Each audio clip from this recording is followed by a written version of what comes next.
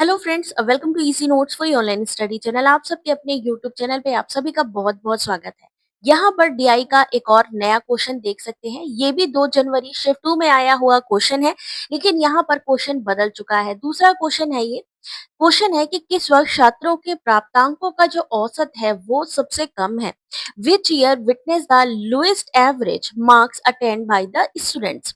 अब यहाँ पर आपको पता है, सबसे पहले तो टेबल देखना होता है कि ऐसा तो नहीं है कि स्टेटमेंट में कोई क्वेश्चन या किसी हिंट को दिया गया हो। तो ऐसा कुछ नहीं है, डायरेक्ट 100 में से मार्क्स दिए गए हैं यहाँ पे। अब इन्होंने पूछा है कि कौन सा वर्ष। तो जब हम वर्ष कैलकुलेट करते हैं तो हम इस तरीके से आगे बढ़ते हैं, ठीक है। इसको हम आगे टोटल करते हैं कि किस वर्ष प्राप्तांकों का औसत सबसे कम है। तो जिसका जो मेन टोटल कम होगा, नेचुरल सी बात है, उसका एवरेज भी कम होगा। तो सबसे पहले हम क्या निकालेंगे, इन सब का टोटल निकालेंगे। जिनका टोटल कम है, नेचुरल सी बात है, वहां पर उसका एवरेज भी कम होगा। तो पहले का हम निकालेंगे, कितना निकलेगा, 390। सेम ऐसे ही जब हम दूसरे वर्ष में जाएंगे तो वहां पर कितना हो जाएगा, 433 यानी 433। फिर आएगा 407, फिर आएगा 406 और फिर आएगा 404। ठीक है। यानी यहाँ पर अगर आप देखिए, ये सारे के सारे 400 में है, लेकिन एक ये 390 390 एक ऐसा है जो कि आपका सबसे कम है। अब सबसे बड़ी बात क्या है, यहाँ पर स्टूडेंट कितने हैं, 5 स्टूडेंट है।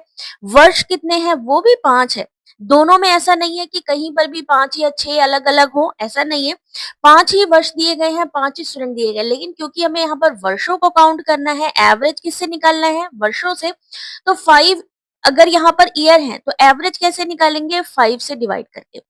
ठीक है, सब में आपको 5 से डिवाइड करके निकालना है। बट जैसे कि यहाँ पर हमने कहा, डीआई को सॉल्व करने का सबसे बढ़िया तरीका यही है कि सबसे पहले हमें टोटल मार्क्स देखने हैं। जिसके भी टोटल मार्क्स सबसे कम होंगे, उसी का एवरेज सबसे कम होगा।